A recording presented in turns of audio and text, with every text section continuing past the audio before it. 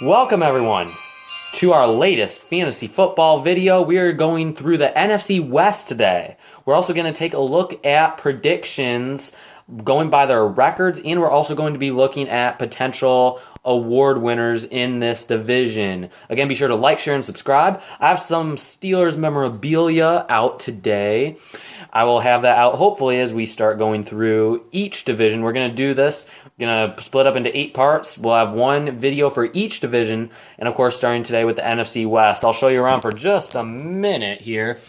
Have a Steelers helmet logo over there.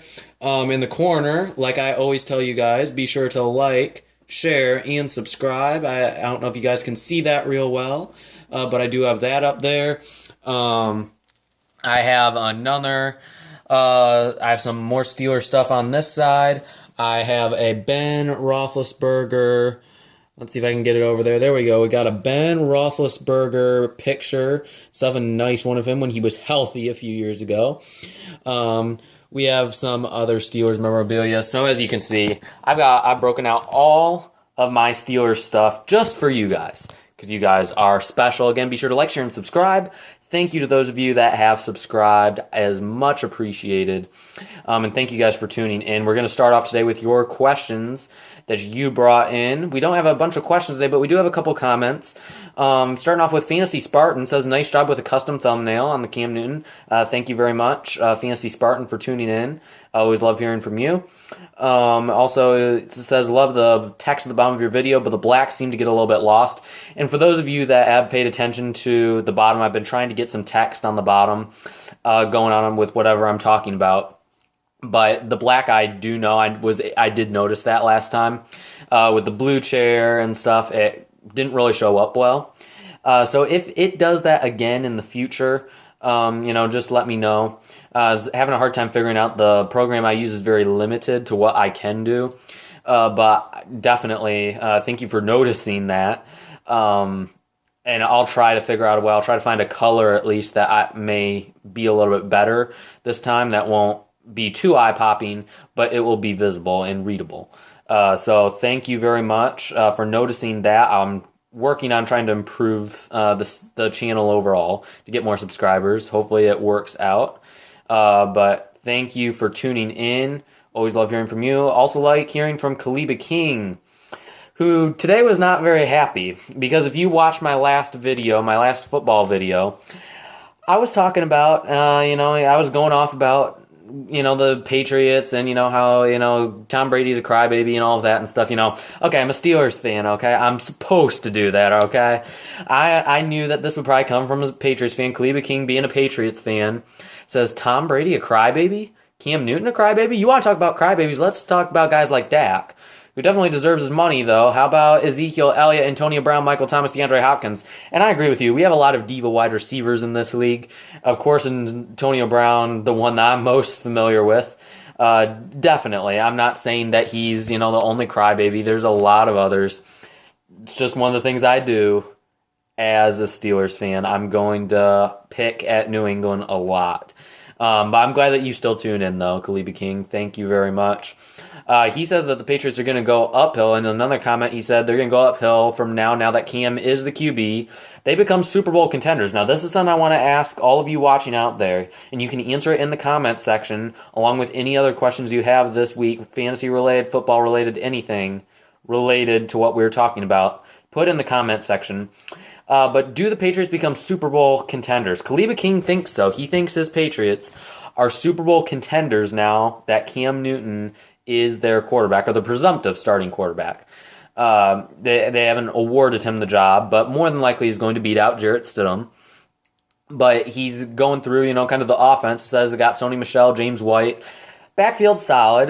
Don't discount Damian Harris as well. It can be a power back, helping goal line situations. They have Nikhil Harry, who I will tell you, Kaliba King, I do really like Nikhil Harry. Coming out last year, he was one of the top receivers. Although most people thought of it as a weak class, I actually did like him. DK Metcalf was my number 1 wide receiver. Hakeem Butler, who we haven't talked a whole lot about, but I think could actually bring some fantasy relevance with the Arizona Cardinals, who we'll get into in a minute. Those are both guys that I had ahead of Nikhil Harry, but I liked him. I thought there were some you could honestly compare him to DeAndre Hopkins because of his contested catch ability, his ability to come down with difficult catches in traffic. And he ran a better 40 time than a lot of people thought. I was at the combine when he ran that 4.52, I think it was. A lot of people, I mean, I remember Daniel Jeremiah saying like he was expecting, it could run a 4.7 or something. You just have to, throw the times away. But he actually ran really well. He didn't show a good rapport with Brady last year. That doesn't mean he won't with the other quarterbacks. I thought with Jarrett Stidham, this could be a good time for Nikhil Harry because they probably worked more in practice because he was with Team 2, in scrimmages and practices and stuff. Nikhil Harry probably worked out more with Jarrett Stidham. So I don't know how it's going to work with Cam Newton, but let's remember there was a big receiver once upon a time in Carolina named Kelvin Benjamin who Cam Newton liked to throw to. So maybe Nikhil Harry brings some relevance in fantasy football, and maybe he brings New England some offensive firepower that they lack right now on paper. Jacoby Myers, he mentions, he's another guy who really was a nice addition. I believe a 5th-round pick last year out of North Carolina State. Devin Asiasi, he is a UCLA fan, I guess, as well. He's saying the New England has a top 5 offensive line.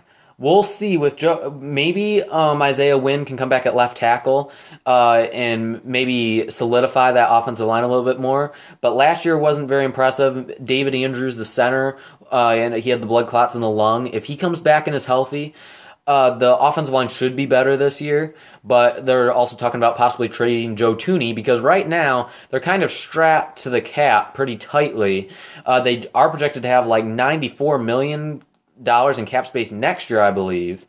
A lot's going to be off the books, but they still have some contracts they're paying with Gronk and Brady's, partial contracts that they've owed through time. Plus they have the Joe Thuney contract. If they get rid of him, that will open up some cap space.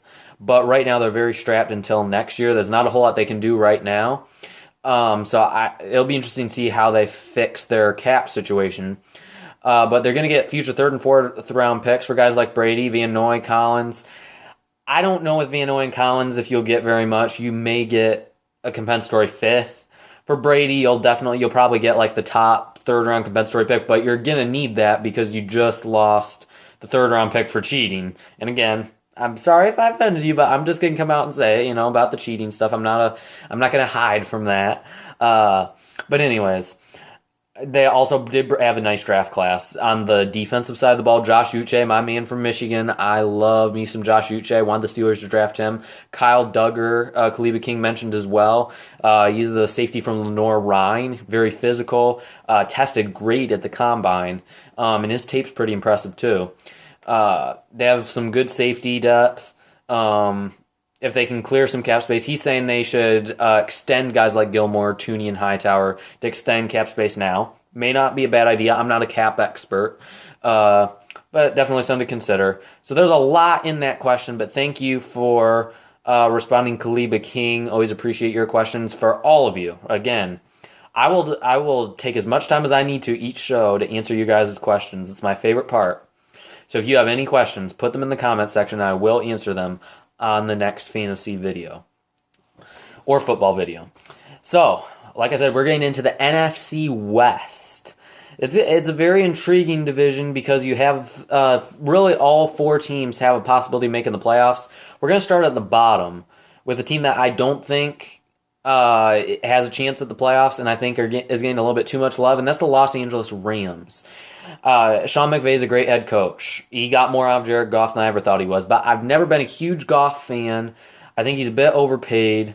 Andrew Whitworth at left tackle, he's definitely diminished some as a left tackle. He's still solid, but not the all-pro that he once was. The rest of the offensive line is only meh. They lost Brandon Cooks. So there's some pieces missing here. My prediction for the Rams is 6-10. That's what I'm gonna go with for the season. 6-10. This may change by the time we get to the season, but they lost a lot on defense as well. You lose Dante Fowler, you lose Corey Littleton on the inside, who had a huge role in that defense. You signed with the Raiders, I believe, and then you have Jalen Ramsey in the secondary, but there's still some missing pieces. We'll see if Terrell Lewis can bring something as a rookie, but they're lacking a lot lot of depth at the pass rush, at all of their pass rush positions. The front seven, outside of Aaron Donald, is pretty empty right now in Los Angeles. And we'll get into Donald in a minute. I think that's my one award prediction for this division, is I think he will be a Defensive Player of the Year finalist. That's not a bold prediction. He probably will be. But I have some other names that I think could surpass him as this year's Defensive Player of the Year. Of course, it would not surprise me if Aaron Donald won it again. But for the Rams, overall, I'm going to go with 6-10 just because I have too many questions. The offense, I'm not sure. I think they need to give Darrell Henderson the ball more. They need to be almost a run-first offense like they were when they had Todd Gurley. But that offensive line has to be back at the form that it was a couple years ago. They live so much off that play action in Los Angeles. They couldn't do it as much last year. And with no preseason, we saw how rusty they were last year. If they don't start their starters, assuming we have at least a 2-game preseason, which I don't know if we will or not, but they really looked rusty at the start of last year. It's important they get off to a hotter start this year. To the fantasy advice for the Rams, a lot depends on what website you do it on. Okay, on NFL.com. I do a lot of my leagues on NFL.com. I already had one draft. I still haven't talked a whole lot about. I'm going to get into it one of these days. I have another draft this upcoming Sunday on NFL.com. But Tyler Higbee is a guy that's really falling in NFL.com leagues. We'll see if they adjust their rankings as we get closer to the season start. But right now, he's going in like the 12th or 13th round. And it's crazy. I think TJ Hawkinson, Mike Gesicki are getting drafted ahead of this guy. But if you're let's take CBS Sports, for instance. I've seen Dave Richard and Jamie Eisenberg. They have him as like their 4th or 5th tight end. That's too high for me. I'm not a huge Tyler Higbee fan. As overall tight end, I actually like Gerald Everett better. From a fantasy perspective, I would take Higbee first, but I still wouldn't take him that high.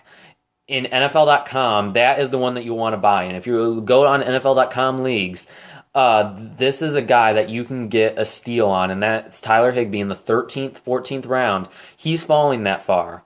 So if you can get him and, after the kickers and defenses are gone and everything and you're loading up on your bench, Tyler Higbee's a guy that could be a huge bargain on NFL.com leagues. On Yahoo, a guy that I've noticed has fallen in some mock drafts is Robert Woods.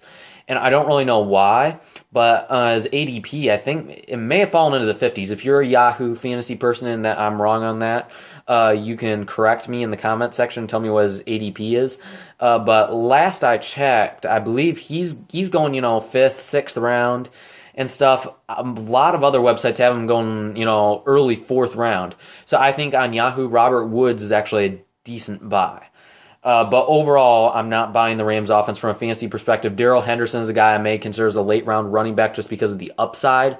But other than that, I'd probably say avoid the Rams offense for the most part.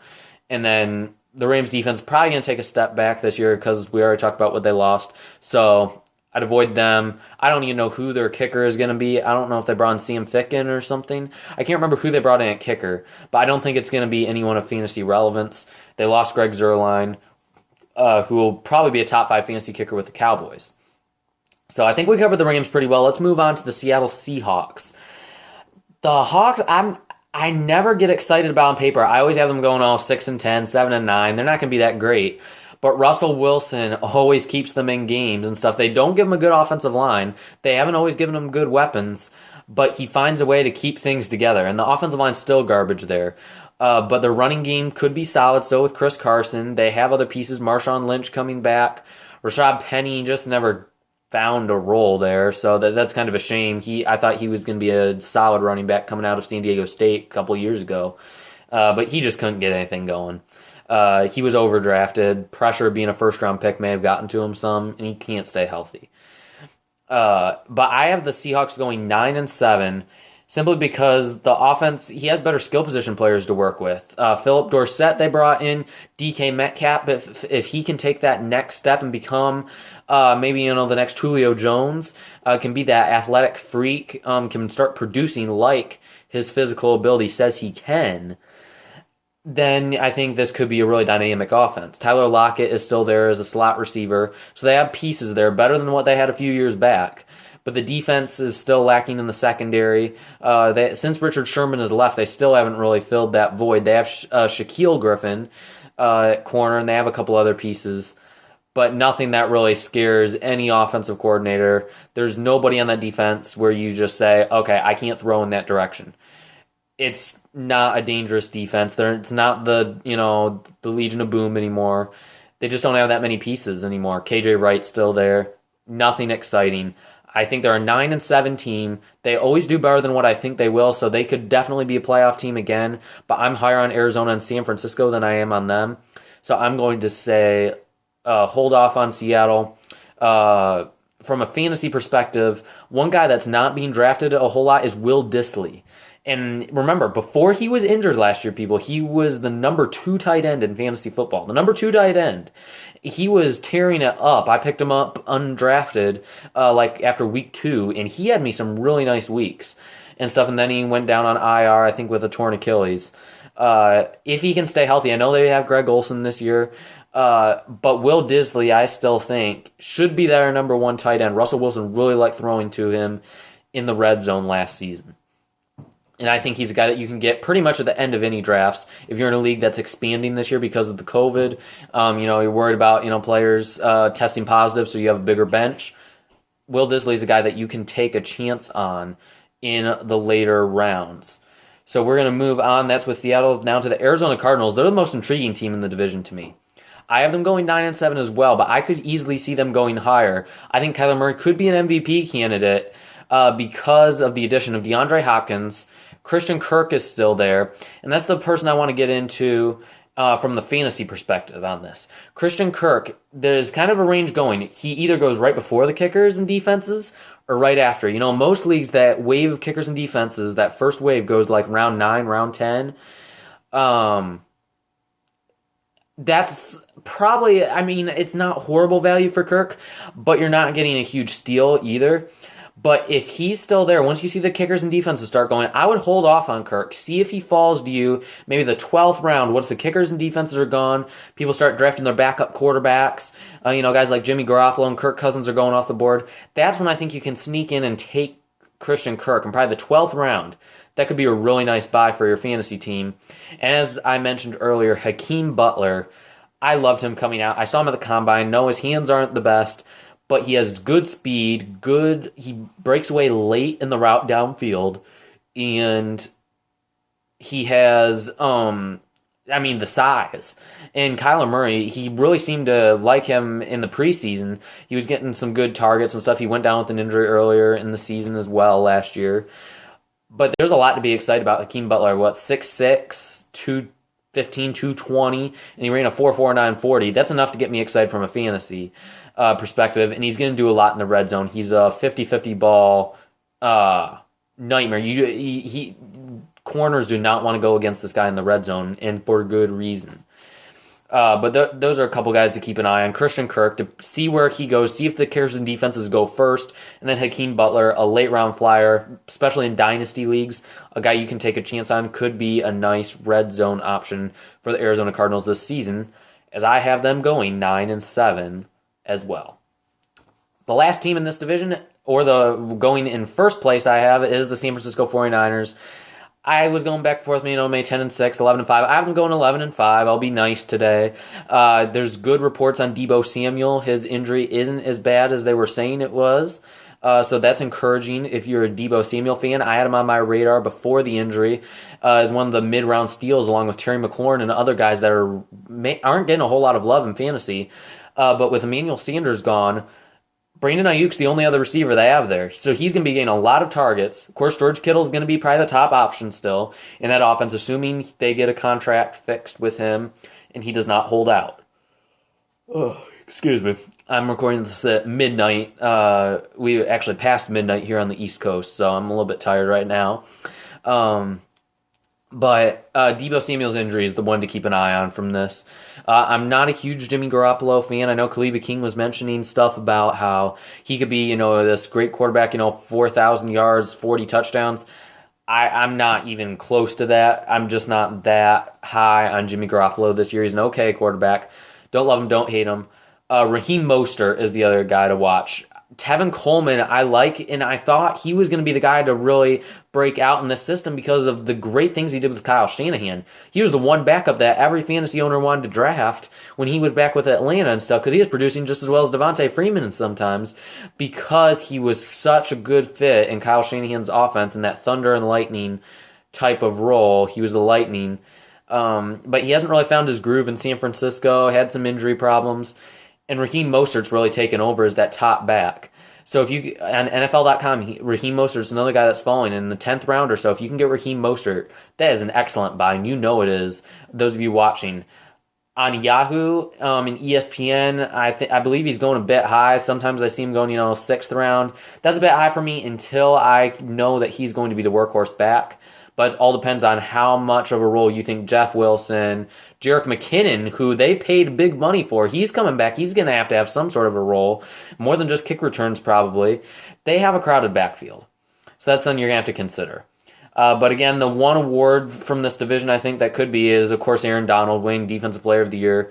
I think he could be a finalist. I'm not saying he wins it, because we'll get into some other guys, possibly even a Pittsburgh Steeler, a couple Pittsburgh Steelers that could be in the running for Defense Player of the Year as well once we get to the AFC side of the league.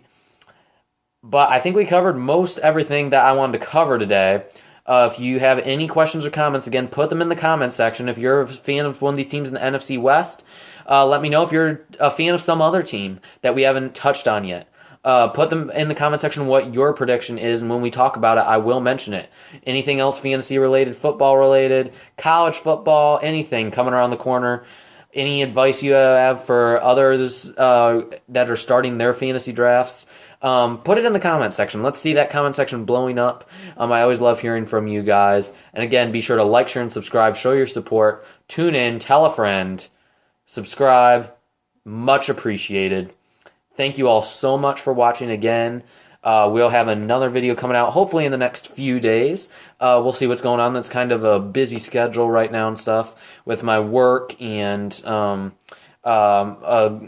health issues in the family right now. So I'm not exactly sure when I will get the next video out, but I will be soon. So I hope you do tune in. And I hope you are sharing on social media, getting the word out so we can grow the channel. It's been really fun. It's been fun so far, and I'm excited to keep going through this. I'm not sure what division we'll do next. If any of you guys want to chime in on who you think the next division is or what division you want me to touch on next, be sure to do that because I have not decided yet. So, just let me know what division you want me to touch on next. Doesn't have to be AFC, NFC, doesn't matter. Just give me some that you want me to touch on my next video, and I will do that. Thank you all for watching. That is all for tonight from Michigan. Have a good night. Go Steelers. Tune in, tell a friend, and subscribe. Have a good night.